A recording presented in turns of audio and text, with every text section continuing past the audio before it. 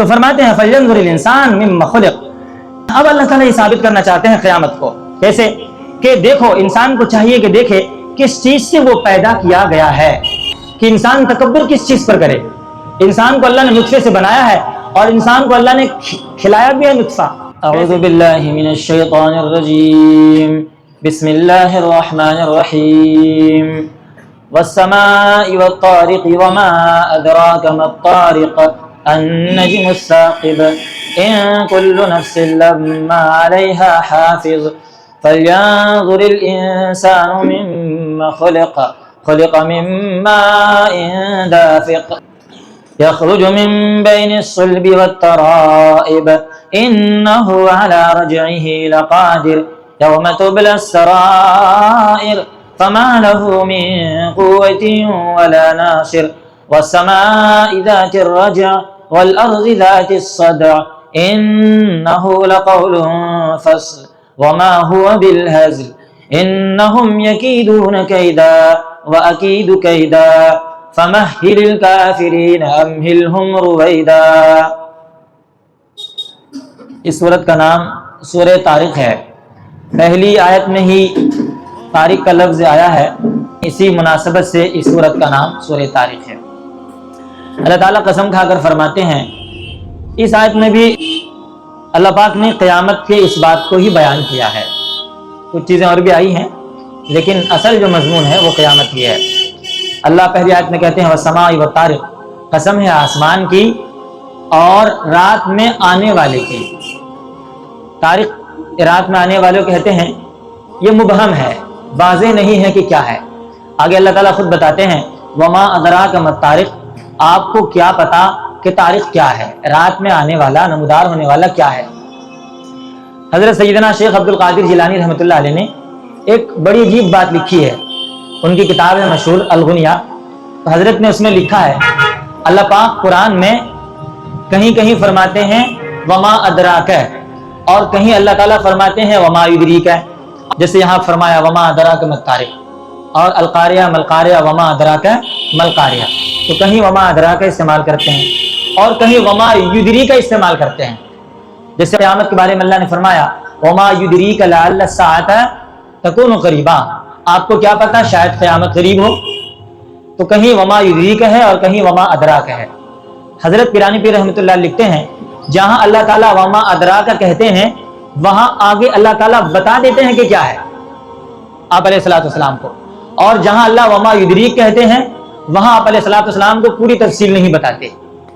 یہاں فرمایا وما ادراک، آپ کو کیا پتا ہے تو آگے بتا دیا کیا ہے، لیکن قیامت کے بارے میں فرمایا وما یدریک، آپ کو کیا پتا، تو وہاں قیامت کی تفصیل نہیں بیان فرمائی، قیامت کب آئے۔ یہ بہت اہم بات حضرت نے بیان فرمائی ہے۔ تو آگے اللہ پاک یہ فرماتے ہیں وما ادراک ما الطارق، آپ کو کیا پتا کہ طارق کیا ہے۔ النجم الثاقب، ایک روشن ستارہ ہے، روشن ستارہ۔ ظاہر سی بات ہے کہ ستارہ جو طلوع ہوتا ہے تو سورج کے ڈوبنے کے بعد، غروب ہونے کے بعد جب رات آ جاتی ہے ستارہ نکلتا ہے، تارے نکلتے ہیں۔ اب یہ کون سا ستارہ ہے؟ بعض مفسرین کہتے ہیں کہ زحل ہے، لیکن اکثر مفسرین یہ کہتے ہیں کہ بس ایک عام ستارہ ہے، کوئی خاص ستارہ نہیں ہے۔ اللہ پاک نے آسمان کی قسم کھائی اور ستارے کی قسم کھائی، اور پھر جواب قسم کیا ہے؟ جواب قسم یہ ہے ان کل نفس لما علیہا حافظ، ایک قسم ہوتا ہے اور ایک جواب قسم ہوتا ہے۔ جیسے کوئی آدمی بیوی سے کہتا ہے کہ اگر تو مارکیٹ گئی تو یہ شرط ہے اور تو تمہیں طلاق، یہ جزا ہے، ویسے ہی قسم میں بھی ہوتا ہے، ایک جملہ ہوتا ہے قسم اور ایک جملہ ہوتا ہے جواب قسم، سمجھے؟ پھر سورہ عادیات میں بھی اللہ پاک نے قسم کھائی والعادیات ضبحا، گھوڑوں کی قسم کھائی، اور اس کے بعد پھر اللہ تعالیٰ جواب قسم کہتے ہیں ان الانسان لربہ لکنود، یہ جواب قسم ہے۔ تو قسم اللہ پاک نے آسمان کی اور ستارے کی قسم کھائی، اور پھر جواب قسم یہ ہے ان کل نفس لما علیہا حافظ، ان کل نفس، ہر نفس پر، ہر شخص پر ایک نگراں ہے، ایک محافظ ہے۔ اب ہر شخص پر نگراں ہے، محافظ ہے، حافظ ہے، تو اس سے کیا مراد ہے؟ اس سے مراد ایک تفسیر یہ ہے کہ اللہ کی ذات ہے۔ اللہ کی ذات اس اعتبار سے ہے، قرآن کریم میں اللہ پاک نے فرمایا فاللہ خیر حافظہ، اللہ سب سے بہترین نگران ہے، سب سے بہترین محافظ ہیں۔ ظاہر سی بات ہے اللہ تمام کی تمام چیزوں کی نگرانی کر رہا ہے کہ نہیں کر رہا ہے؟ کوئی کام اللہ کے نظر سے اوجھل نہیں ہے، جو کچھ بھی ہوتا ہے سب اللہ کی نگرانی میں ہوتا ہے، لہذا اللہ محافظ ہے، دیکھ رہا ہے، سب کچھ نگرانی میں کر رہا ہے۔ اور دوسری تفسیر یہ ہے کہ جو فرشتے ہمارے کندھوں پر بیٹھے ہوئے ہیں، کرامن کاتبین، بائیں اور دائیں جو بیٹھے ہوئے فرشتے ہیں، تو یہ فرشتے محافظ ہیں۔ یہ انسان جو کچھ بھی کرتا ہے، جو کچھ بھی کہتا ہے، جہاں جاتا ہے، سب کچھ فرشتے لکھ رہے ہیں، لکھا رہتا ہے۔ مراد یہ ہے حافظ سے۔ اور تیسری تفسیر یہ ہے کہ 13ویں پارے میں اللہ پاک نے فرمایا لَهُ مُعَقِّبَاتٌ مِّن بَيْنِ يَدَيْهِ وَمِنْ خَلْفِهِ يَحْفَظُونَهُ مِنْ أَمْرِ اللَّهِ، انسان کے لیے کچھ آگے اور کچھ پیچھے فرشتے مقرر ہیں، يَحْفَظُونَهُ مِنْ أَمْرِ اللَّهِ، جو انسان کی حفاظت کرتے ہیں، یعنی اللہ تعالیٰ نے مقرر کر رکھا ہے، یہ فرشتے ہیں۔ بعض روایت کے اندر آتا ہے کہ حضرت عثمان غنی رضی اللہ تعالیٰ سے مروی ہے کہ 10 فرشتے ہیں حفاظت کرنے والے، جو ہر انسان کے ساتھ ہے۔ اب وہ انسان کو بلا سے، مصیبت سے، دکھ سے، بیماری سے، اس طرح کی جو چیزیں ہوتی ہیں اس سے بچانے کے لیے وہ فرشتے مقرر ہیں۔ اللہ ہے کہ اللہ کی طرف سے تقدیر میں لکھا ہو کہ یہ ہونا ہے تو فرشتے ہٹ جاتے ہیں۔ بہرحال تینوں تفسیر علماء نے لکھی ہے اور تینوں فٹ ہے، تینوں مطلب ہو سکتا ہے، کوئی یہ نہیں ہے۔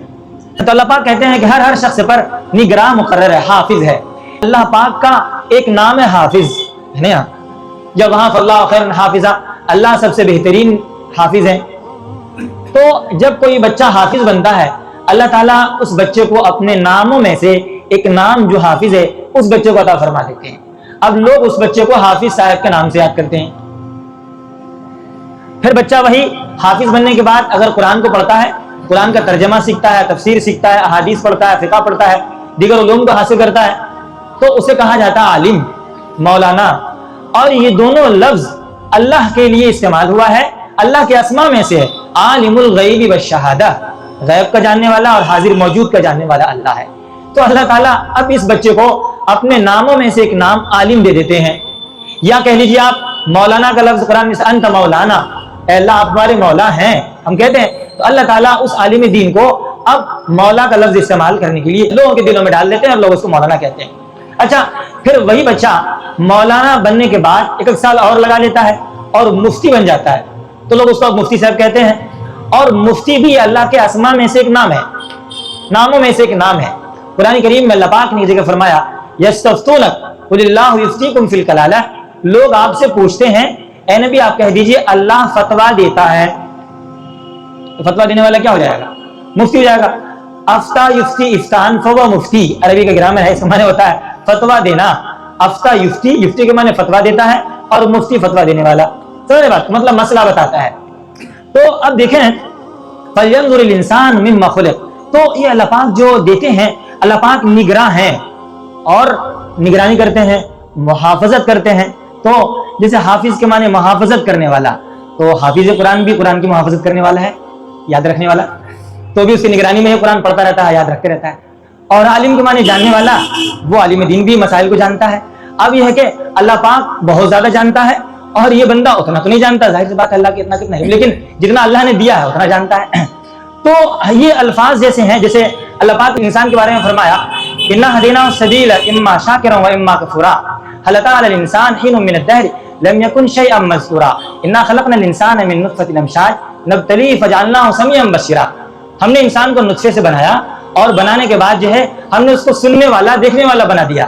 سمیع اور بصیر انسان کے لیے اللہ نے استعمال کیا، اور یہی سمیع اور بصیر، سمیع بصیر، انہو سمیع بصیر، اللہ سننے والا بھی ہے، اللہ دیکھنے والا بھی ہے۔ یہ انسان کے لیے بھی استعمال ہو اور اللہ کے لیے بھی استعمال ہو، لیکن فرق یہ ہے کہ اللہ کا سننا کچھ اور ہے اور ہمارا سننا کچھ اور ہے۔ ہماری سماعت کو اللہ کی سماعت سے وہ نسبت بھی نہیں ہے جو قطرے کو دریا سے ہوتی ہے۔ تو فرماتے ہیں فَلْيَنْظُرِ الْإِنسَانُ مِمَّا خُلِقَ، اب اللہ تعالیٰ یہ ثابت کرنا چاہتے ہیں قیامت کو، کیسے کہ دیکھو انسان کو چاہیے کہ دیکھے کس چیز سے وہ پیدا کیا گیا ہے، کس چیز سے پیدا کیا گیا۔ قرآن کریم میں اللہ پاک نے انسان کی تخلیق کو جو بیان کیا ہے، تو کہیں تو اللہ تعالیٰ نے یہ بیان فرمایا کہ انسان کو ہم نے مٹی سے بنایا، وَلَقَدْ خَلَقْنَا الْإِنسَانَ مِنْ سُلَالَةٍ مِّن طِينٍ، کہ ہم نے انسان کو مٹی سے بنایا ہے۔ خَلَقَ الْإِنسَانَ مِنْ صَلْصَالٍ كَالْفَخَّارِ، اللہ نے انسان کو مٹی سے بنایا، اور کہیں کہیں اللہ تعالیٰ نے یہ بیان فرمایا کہ ہم نے انسان کو نطفے سے بنایا، انسان نطفے سے بنا ہے۔ اور دونوں باتیں صحیح ہے۔ کیسے؟ اگر انسان سے مراد لیا جائے سب سے پہلے انسان ہے آدم علیہ السلام، تو واقعی میں اللہ پاک نے انسان کو مٹی سے بنایا ہے اور مٹی لے کے فرشتے گئے تھے اور مٹی سے بنا دیا. اور اگر یہ عام انسان مراد لیا جائے تو دیکھا جائے کہ انسان کے جو نشو و نما ہوتی ہے وہ مٹی سے ہی ہوتی ہے. اچھا نطفہ جو پیدا ہوا یا نطفہ جو بنا ہے کس چیز سے بنا ہے؟ انسان جو غذا کھا رہا ہے اسی غذا سے بنتا ہے نا. تو وہ غذا جو ہے کس چیز کے بتائیں آپ؟ یہ ہمارے یہاں گیہوں، چاول اور باجرا، جو، مکئی اور پھل، یہ ساری چیزیں جو پیدا ہو رہی ہیں وہ تو زمین سے ہوتی ہے نا. وہ پھل درخت نکلتے ہیں، اس کے بعد وہ ساری چیزوں سے پیدا ہوتی ہے، تو مٹی سے پیدا ہو رہی ہیں. تو نطفہ جو بنا ہے تو مٹی سے بنا ہے، تو بالواسطہ درمیان میں نطفہ ایک واسطہ ہو گیا، لیکن بنا ہے مٹی سے ہی. قرآن نے کہا منھا خلقناکم، ہم نے اسی مٹی سے تم کو پیدا کیا اور اسی مٹی میں تم کو دوبارہ ڈال دیں گے اور اسی سے تم کو ہم نکال دیں گے. ہو گئی بات. اچھا اور نطفے سے تو بالکل ظاہر ہے ماں باپ کا نطفہ ہوتا ہے اور اس نطفے سے اللہ تعالیٰ انسان کو پیدا کر دیتے ہیں. کہ انسان تکبر کس چیز پر کرے؟ انسان کو اللہ نے نطفے سے بنایا ہے اور انسان کو اللہ نے کھلایا بھی ہے نطفہ. کیسے؟ خصی کا گوشت سب لوگ چاہ کر کھاتے ہیں اور بہترین قورمہ بنتا ہے اور بریانی بہت لذیذ دار ہوتی ہے، مزیدار ہوتی ہے. لیکن غور کریں کہ وہ جو خصی ہے تو خصی کس کا نطفہ ہے؟ ایسے جانور کا نطفہ ہے کہ ہم اس کے سامنے اگر جائیں تو ناک بند کرنا پڑتا ہے اور جلدی سے دل چاہتا ہے کہ وہاں سے ہم نکل جائیں. ذرا غور کریں، اور اس نطفے سے اللہ تعالیٰ نے انسان کے لیے بہترین خصی بنا دیا اور انسان کھاتا ہے، مزہ لے کر کھاتا ہے، لذت لے کر کھاتا ہے. تو اللہ تعالیٰ نے انسان کو بنایا بھی نطفے سے، اور انسان کے نطفے سے زیادہ سڑا ہوا نطفہ ہے جو بدبودار بھی ہوتا ہے بہت زیادہ، اور وہ انسان کو اللہ کھلا رہا ہے اور انسان مزہ لے کر کھا رہا ہے. اب انسان نے کوئی حقیقت ہے؟ تکبر کس چیز پہ کرے گا انسان؟ اس کو کہتے ہیں تدبر، غور و فکر کرنا. اگر آپ غور و فکر کریں گے تو بہت ساری چیز سمجھ میں آ جائے گی اور انسان کو اپنی اصلیت سمجھ میں آتی ہے کہ میں کیا ہوں، میری اوقات کیا ہے، میری حیثیت کیا ہے. تو فَلْيَنْظُرِ الْإِنسَانُ، انسان کو چاہیے کہ دیکھے مِمَّا خُلِقَ، کس چیز سے پیدا کیا گیا. خُلِقَ مِن مَاءٍ دَافِقٍ، اللہ پاک نے فرمایا انسان اگر تجھے شرم آتی ہے تو میں بتا دیتا ہوں. خُلِقَ مِن مَاءٍ دَافِقٍ، ایک اچھلنے والے پانی سے پیدا کیا گیا ہے. منی کا جو قطرہ ہوتا ہے وہ اچھلتا ہے اور اچھلتے ہوئے پانی سے پیدا کیا گیا. یخرج من بین الصلب والترائب، یہ کہاں سے نکلتا ہے؟ یہ نکلتا ہے پشت اور سینوں کے درمیان سے. پشت اور سینوں کے درمیان سے. مرد کا جو منی کا قطرہ ہوتا ہے وہ پشت کے پیچھے سے، پشت سے نکلتا ہے، اور عورت کا جو منی کا قطرہ ہوتا ہے نا وہ سینے سے نکلتا ہے. اور یہ دونوں مل کر کے پھر جب دونوں کا ملاپ ہوتا ہے تو حدیث پاک کے اندر آتا ہے کہ اگر رحم کے اندر مرد کا نطفہ پہلے چلا جاتا ہے تو بچہ باپ کے مشابہ ہو جاتا ہے، اور اگر ماں کا نطفہ پہلے چلا جاتا ہے قطرہ تو بچہ ماں کے مشابہ ہو جاتا ہے. بہرحال یہ نکلتا ہے اور نکلنے کے بعد جو ہے دونوں کا ملاپ ہوتا ہے، پھر بچہ پیدا ہوتا ہے. جو من بین الصلب والترائب نکلتا ہے پشت کے درمیان سے اور سینوں کے درمیان سے. اب اللہ تعالیٰ قیامت کو ثابت کرتے ہیں جو اللہ انسان کو بنانے پر قادر ہے، پہلی مرتبہ پیدا کرنے پر قادر ہے، انہ علی رجعہ لقادر، بلا شبہ اس کے لوٹانے پر بھی قادر ہے. یہ آسان بات ہے، کوئی مشکل نہیں. یوم تبلی السرائر، آگے اللہ تعالیٰ کہتے ہیں جس دن تمام راز کھول دیے جائیں گے. آج کے زمانے میں ہم اگر کوئی غلط کام کر لیں تو غلط کام پہ پردہ ڈالا جا سکتا ہے. اگر ہم نے کوئی غلط بات بیان کر دی ہے تو اس کو ہم چھپا سکتے ہیں. اگر ہم نے کوئی تحریر غلط لکھی ہے تو اس کو ہم کاٹ چھاٹ کے رد و بدل کر سکتے ہیں. لیکن قیامت کے دن کچھ نہیں ہو سکتا ہے. اچھا ایسا ہوتا ہے کہ ایک زمانے میں کوئی آدمی مجرم مانا جاتا ہے، لیکن وہی آدمی کچھ زمانے کے بعد دنیا کی حکومت اسے کلین چٹ دے دیتی ہے اور وہ مجرم نہیں مانا جاتا. لیکن قیامت کے دن یوم تبلی السرائر، آپ نے جو کچھ بھی کیا ہوگا، آپ نے جتنا ستایا ہوگا، جتنا ظلم کیا ہوگا، جتنا کسی کو پریشان کیا ہوگا، جتنا غلط سلط کیا ہوگا، سب کھل کے سامنے آ جائے گا. وہاں تو نہیں چلنے والا ہے، کوئی گھوس رشوت کچھ کام آنے والا نہیں ہے. فما له من قوت ولا ناصر، اب اللہ تعالیٰ کہتے ہیں اس کے لیے نہ تو کوئی قوت ہوگی، قوت کا مطلب نہ تو اپنی کوئی طاقت ہوگی کہ وہ جو ہے ظاہر ہونے سے بچ جائے، چھپا دے اس کو، ولا ناصر، اور نہ کوئی مددگار ہوگا، نہ تو اپنے سے اس کو بچا سکے گا، بدل سکے گا، اور نہ ہی کوئی دوسرا ہے جو کہ بدل دے. جیسے ایسا ہوتا ہے نا دنیا کے اندر، ہم کوئی کام نہیں کر سک رہے لیکن پہنچ ہے، لوگوں سے تعلقات ہے تو وہ لوگ کرا دیتے ہیں، لیکن وہاں نہ تو اپنی طاقت ہوگی اور نہ کسی دوسرے کی طاقت ہوگی کوئی. والسماء ذات الرجع، قسم ہے لوٹنے والے آسمان کی. قسم ہے لوٹنے والے آسمان سے مراد یہ ہے کہ آسمان جو ہے یہ بارش کو بار بار لے کر لوٹتا ہے، بار بار بارش ہوتی ہے تو اسی لیے کہا گیا قسم ہے لوٹنے والے آسمان کی. والارض ذات الصدع، قسم ہے پھٹنے والی زمین کی. پھٹنے والی زمین، زمین پھٹتی ہے۔ دیکھیں اللہ پاک نے یہ دو بات بیان فرمائی، ایک لوٹنے والا آسمان، ایک پھٹنے والی زمین۔ مقصد کیا ہے؟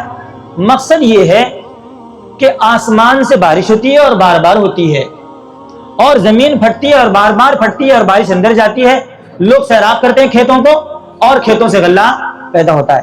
تو آسمان سے بار بار بارش کا اترنا اور زمین سے بار بار غلے کا نکلنا، یہ کون نکال رہا ہے؟